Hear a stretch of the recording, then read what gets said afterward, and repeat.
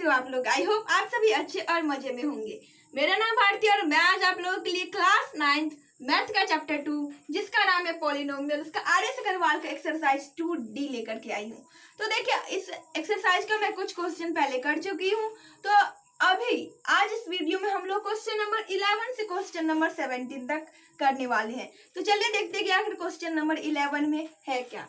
तो इसमें कहा गया है कि so that p-1 is a factor of p का पावर 10-1। इसमें कहा गया है कि p-1 जो है वो फैक्टर है, किसका है, p का पावर 10-1, उसका फैक्टर ऑलरेडी है, ये कह रखा है।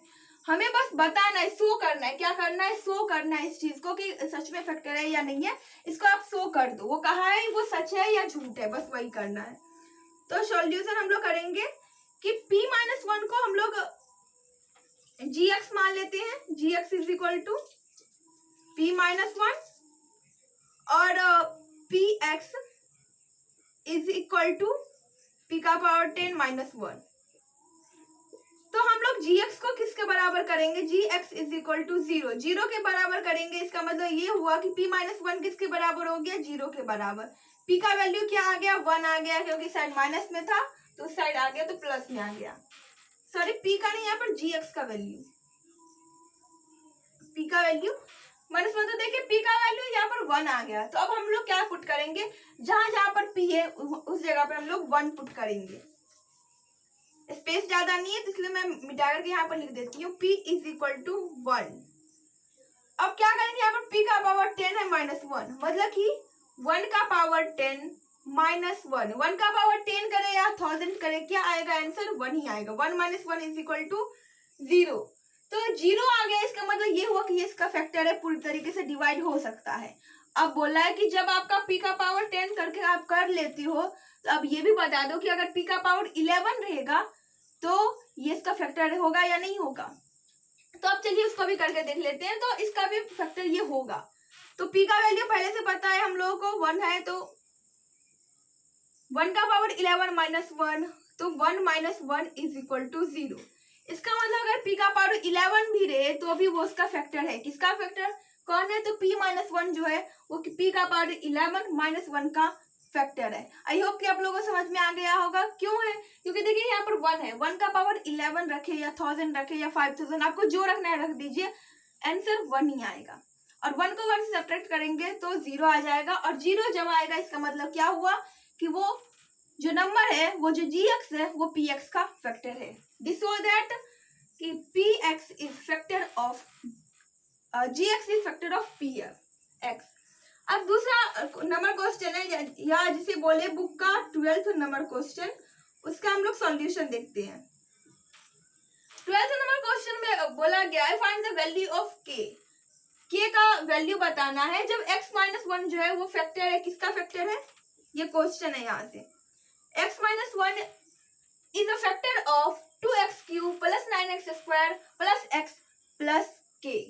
तो हम लोग पहले क्या करेंगे? इसको पहले सपोज करेंगे, लेट करेंगे कि let gx is equal to x - 1 and px is equal to 2x³ + 9x² + x + k। gx को किसके बराबर करेंगे? 0 के बराबर हम लोग यहीं पर कर लेते हैं। gx is equal to 0, x - 1 is equal to 0, तो x का वैल्यू क्या आ जाएगा? 1 आ जाएगा। मतलब जहां पर x है वहां पर हम लोग को 1 पुट करना है। p1 इज इक्वल टू 2 × 1 का क्यूब + 9 × 1 का स्क्वायर + x + k। ये किसके बराबर है? ये 0 के बराबर होगा। ये 0 के बराबर होगा। px को किसके बराबर करना है? 0 के बराबर करना है। 2 × 1 का क्यूब, 1 का क्यूब करें तो क्या होगा? 1 ही होगा। 1 को 2 से मल्टीप्लाई करेंगे तो 2 ही होगा। यहाँ पर 9 होगा + x + x, मतलब यहाँ पर 1 होगा, +1 + k इज इक्वल टू 0। अब सारे को ऐड कर लेंगे। 9 + 1 10 + 2 12 + x is equal to k is equal to 0। तो x देखिए, इस x को एक साइड कर लेंगे, मतलब वेरिएबल को एक साइड और कांस्टेंट को एक साइड कर लेंगे। तो x इज इक्वल टू, ये प्लस में दिस साइड -12 में चला जाएगा। तो x का वैल्यू क्या आ गया हमारा? -12 आ गया। आई होप कि आप लोगों को क्वेश्चन समझ में आ गया होगा। चलिए एक बार फिर से देख लेते हैं कि इसमें हम लोग ये जो हमारा px है इसमें कहा गया है कि ये जो k है इसका वैल्यू फाइंड करना है, बाकी सबका वैल्यू पता है। कैसे पता है? तो ये x-1 जो है इसको अगर gx के बराबर कर दे और gx को 0 के बराबर कर दे तो x का वैल्यू 1 आ जाएगा। अब जहां जहां x है वहां वहां 1 पुट करेंगे तो हम देख रहे हैं कि सिर्फ k ही एक ऐसा है जो कि एक वेरिएबल है, बाकी सारा कांस्टेंट बन चुका है। तो अब बस एक अगर वेरिएबल रहे तो क्या हम उसका वैल्यू आसानी से फाइंड कर सकते हैं? बिल्कुल आसानी से वैल्यू फाइंड कर सकते हैं, और वही हम लोग उसको फाइंड कर लिए हैं। अब देखिए मैं 13 और 15 नंबर क्वेश्चन नहीं, 14 नंबर क्वेश्चन को स्किप कर चुकी हूँ। स्किप क्यों? क्योंकि 14 नंबर क्वेश्चन जो है वो 13 नंबर क्वेश्चन और बाकी क्वेश्चन के बराबर ही, मतलब कि सेम वैसा ही क्वेश्चन है। तो चलिए 13 नंबर क्वेश्चन को भी हम लोग बना लेते हैं। देखिए 14 नंबर क्वेश्चन में क्या है ना कि यहाँ पर x + 1 है, +1 है, इसका मतलब कि -1 आ जाएगा अगर हम लोग इसको 0 के इक्वल करेंगे तो।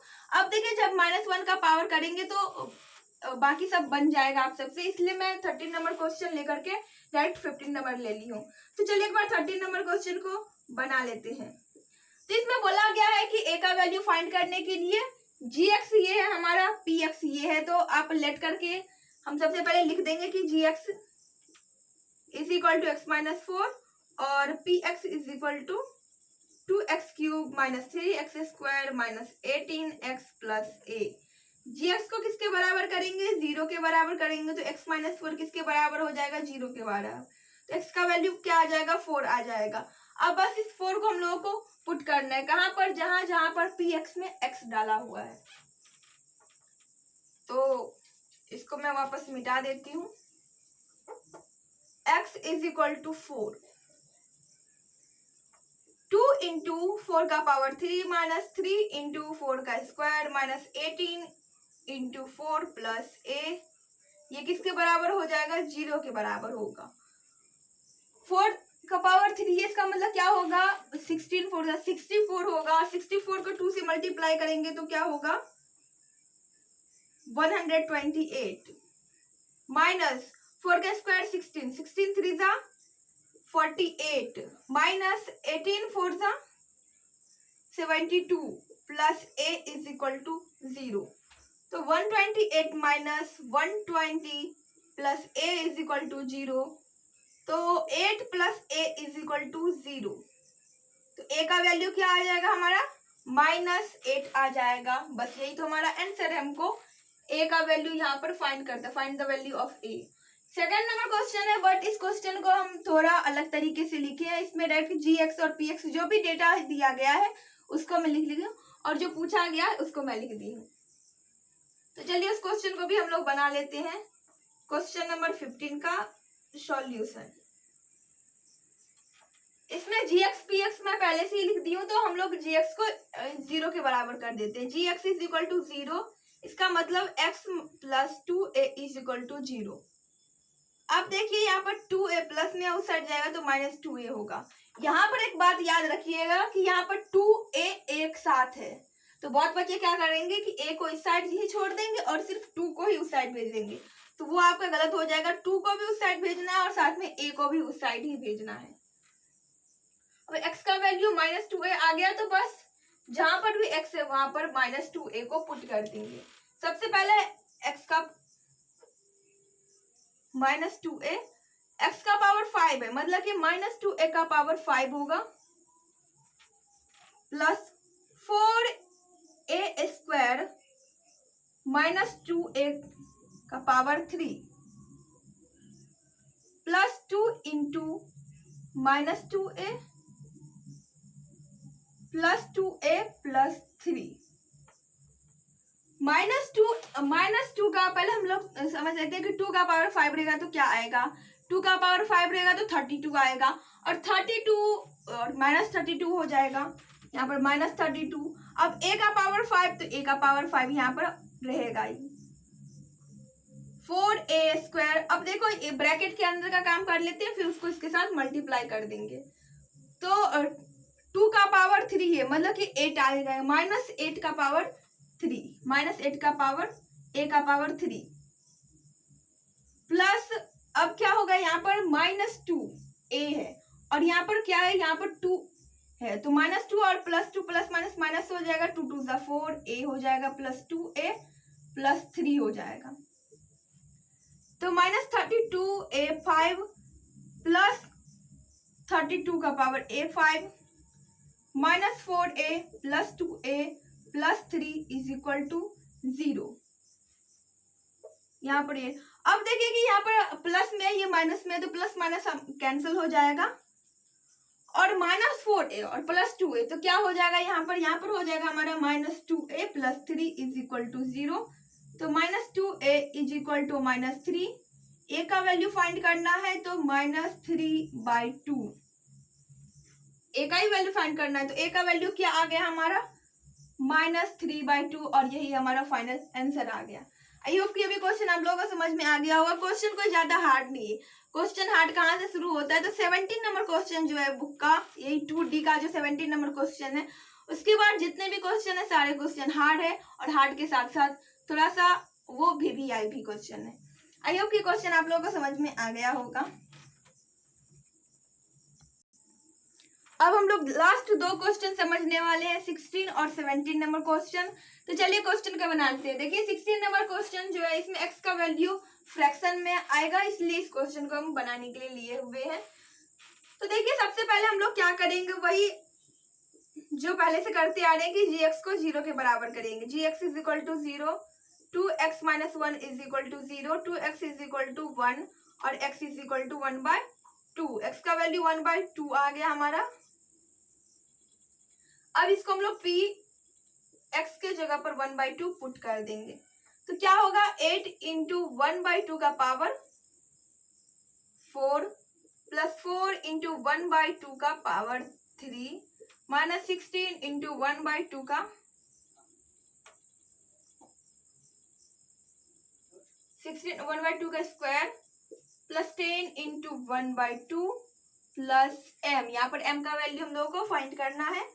तो क्या करेंगे, पहले तो हम लोग ये जो ब्रैकेट है, इस ब्रैकेट को हम लोग खत्म कर देंगे। कैसे खत्म करेंगे, तो 2 का पावर 4 होगा, इसका मतलब 16 होगा, +4 × 1/8 होगा, -16 × 1/4 आएगा, प्लस ये तो कैंसिल हो जाएगा 5 + m।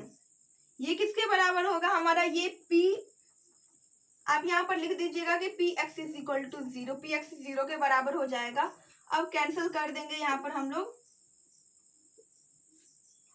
1/2 + 1/2 -4 + 5 + m = 0।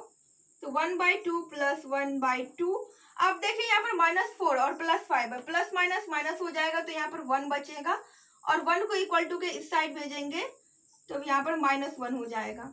जगह नहीं, इसलिए मैं एक स्टेप को यहाँ पर क्या स्किप कर दी हूँ। अब देखिए 1/2 और 1/2, नीचे में 2 है तो एलसीएम भी 2 ही हो जाएगा। 1 + 1 + m = -1। तो ये क्या आ गया, 1/2 + m = -1। ये दोनों तो कैंसिल हो जाएगा, तो m का वैल्यू क्या आ गया हमारा, -1 आ गया और यही हमारा फाइनल आंसर है। आई होप ये क्वेश्चन आप लोगों को समझ में आ गया। अब यहाँ पर जगह नहीं है, इसलिए 17 नंबर क्वेश्चन को हम लोग वापस से अभी इसको इरेज करके बनाएंगे। अब चलिए क्वेश्चन नंबर 17 बना लेते हैं। तो इसमें क्या होगा, इसमें x का वैल्यू -3 आएगा। क्यों, क्योंकि देखिए x + 3 को हम लोग 0 के बराबर करेंगे, तो इसका x का वैल्यू -3 आ जाएगा। इसलिए मैं डायरेक्ट यहाँ पर लिख ही देती हूँ, x = -3। अब देखिए p -3 अब जहां पर भी x है वहां पर -3 को पुट करेंगे, तो -3 का पावर 4 फिर -3 का पावर 3 -11 × -3 का स्क्वायर -3 + a का वैल्यू फाइंड करना है। यहाँ पर भी मैं एक चीज लिखना जो भूल गए, वो है px = 0। तो ये किसके बराबर हो जाएगा, हमारा 0 के बराबर हो जाएगा। -3 और -3 मतलब 3 का स्क्वायर करें तो वो 9 हो जाता है और 9 को 9 से मल्टीप्लाई करें तो 81 हो जाएगा। इसका मतलब यहाँ पर 81 होगा। अब देखिए माइनस माइनस माइनस माइनस, चार चार माइनस है तो ये माइनस माइनस प्लस हो जाएगा, ये माइनस माइनस प्लस हो जाएगा, और प्लस प्लस तो प्लस होता ही है, इसलिए ये नेगेटिव साइन यहाँ से हट जाएगी। अब वापस देखिए -3 का मतलब 3 का क्यूब क्या होगा 27, 27 ये माइनस है, यहाँ पर भी माइनस है तो प्लस ये 27 हो जाएगा। और यहाँ पर -11 इंटू 9 हो जाएगा, 11 इंटू 9, और minus minus +3 plus a is equal to 0। तो अब देखिए क्या होगा, इस तीनों को हम लोग ऐड कर देंगे, इसको इसको इसको, क्योंकि ये तीनों ऐड प्लस में है, पॉजिटिव में है ये। तो 27 प्लस 3 30, और 30 को 81 से करेंगे तो ये हो जाएगा हमारा 1 और 11 111 minus 99 plus a is equal to 0। अब देखिए इसको हम लोग सब्ट्रैक्ट करेंगे तो 11 में से 9 गया तो बचा 2, और ये 10 में से 9 गया तो 1 plus a is equal to 0। अब क्या होगा, ये प्लस में है, पॉजिटिव में 12 है तो सट जाएगा तो निगेटिव में हो जाएगा, तो a इज इक्वल टू -12, और यही है हमारा फाइनल आंसर। आई होप कि अभी आप लोगों को समझ में आ गया होगा। बहुत ही ज्यादा आसान है, 18 नंबर क्वेश्चन से थोड़ा सा ये लेवल है वो थोड़ा ऊपर जाएगा, थोड़ा सा वो डिफिकल्ट क्वेश्चन सब आने लग जाएगा।